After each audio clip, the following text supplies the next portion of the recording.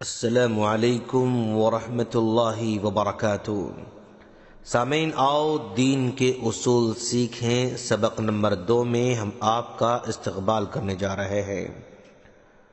آج کے اس لیسن میں سب سے پہلے اصول کے بارے میں ہم جانیں گے، یعنی رب کی معرفت۔ رب کی معرفت یعنی رب کے بارے میں جاننا کہ ہمارا رب کون ہے۔ ہمارا رب اللہ ہے۔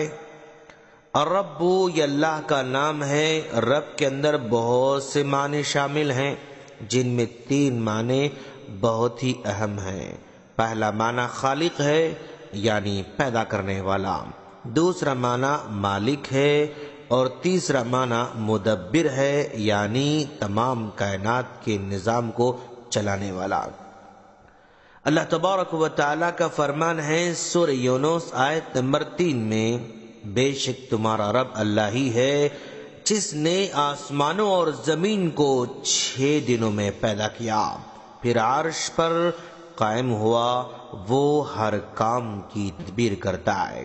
اسی طرح سورہ فاطر آیت نمبر 13 میں فرمایا، وہ رات کو دن میں اور دن کو رات میں داخل کرتا ہے، اور سورج چاند کو اسی نے کام پہ لگا دیا ہے، ہر ایک وقت مقررہ پر چل رہا ہے۔ یہی اللہ تمہارا رب ہے، اسی کے لیے سلطنت ہے۔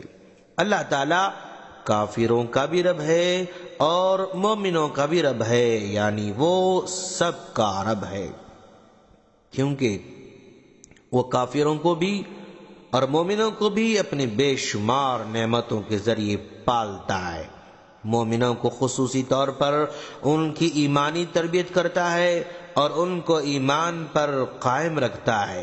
آپ غور کریں تو معلوم ہوگا کہ قرآن میں سارے نبیوں، رسولوں اور نیک لوگوں کی اکثر دعائیں ربنا ربنا ربنا، یعنی اے ہمارے رب سے ہی شروع ہوتی ہیں، اس لیے کہ اس نام میں اس کے تمام مطالبات شامل ہیں، اور اسی سے اللہ کی صفت ربوبیت ہے۔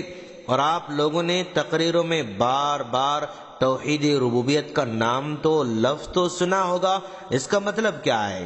توحید ربوبیت یعنی اس بات کی اقرار کرنا کہ ساری دنیا کو پالنے والا صرف اور صرف ایک ہے۔ اللہ تعالیٰ نے فرمایا الحمدللہ رب العالمین، سورہ فاتحہ کی پہلی آیت میں فرمایا تمام تعریفیں اللہ کے لیے ہیں جو تمام جہانوں کا رب ہے۔ دنیا میں اللہ تعالیٰ کی بہت سی نشانیاں اور بے شمار مخلوق ہیں جن کو دیکھ کر ہم اللہ تعالیٰ کو پہچانتے ہیں۔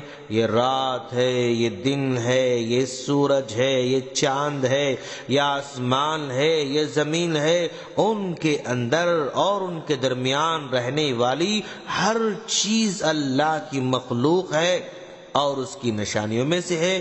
اللہ تعالیٰ نے فرمایا سورہ فصلت آیت نمبر 37 میں، اور رات، دن، سورج اور چاند اسی کی نشانیوں میں سے ہیں، تم سورج کو سجدہ نہ کرو اور نہ چاند کو، بلکہ اس اللہ کے لیے سجدہ کرو جس نے ان سب کو پیدا کیا ہے، اگر تم اسی کی عبادت کرنا چاہتے ہو۔ اس درس سے آپ کو یقین ہو گیا کہ ساری دنیا کو پالنے والا، چلانے والا اکیلا اور اکیلا صرف اور صرف اللہ تعالی ہے۔ اس کا نہ کوئی مددگار ہے، نہ ہی وہ کسی کی مدد کا محتاج ہے۔ سب کو کھلانے والا وہی ہے، سب کو دینے والا وہی ہے، اور بس کچھ بھی مانگنا ہو تو اسی سے مانگنا ہوگا۔ سامعین، ہم کچھ سوالات آپ سے کرنے جا رہے ہیں۔ دیکھیں، اگر آپ نے آڈیو کو غور سے سنا ہوگا تو یقیناً ان سوالات کے جوابات آپ کو آسانی سے یاد آ جائیں گے۔ اگر یاد نہ آ رہے ہوں تو پھر دوبارہ اس آڈیو کو سنیں۔ سوال نمبر 1، ہم نے رب کو کیسے پہچانا؟ کتنا آسان سوال ہے، دیکھیں غور کریں کہ ہم نے رب کو کیسے پہچانا۔ سوال نمبر 2، قرآن میں نبیوں، رسولوں اور نیک لوگوں کی اکثر دعائیں کس سے شروع ہوتی ہیں؟ بہت آسان سوال ہے۔ نمبر 3، اللہ تعالیٰ کافروں اور مومنوں سب کا رب ہے، اس کی آپ کے پاس کیا دلیل ہے؟ سوال نمبر 4، کیا آپ کو کوئی ایسی دعا یاد ہے جو ربنا سے شروع ہوتی ہو؟ سوال نمبر 5، اللہ تعالیٰ نے نبی کریم صلی اللہ علیہ وسلم کو علم کی زیادتی کی دعا سکھائی ہے، بتائیں وہ مشہور دعا کیا ہے؟ سوال نمبر 6، کیا آپ بتا سکتے ہیں کہ آپ کو اس درس سے کیا سمجھ میں آیا؟ سامعین، اگر آپ اس نے درس کو سمجھا ہے تو اللہ کا شکر بجا لائیں، سوالات کے جوابات آ رہے ہیں تو اللہ کا شکر بجا لائیں اور ہماری اگلی کڑی کا انتظار کریں۔ السلام علیکم ورحمۃ اللہ وبرکاتہ۔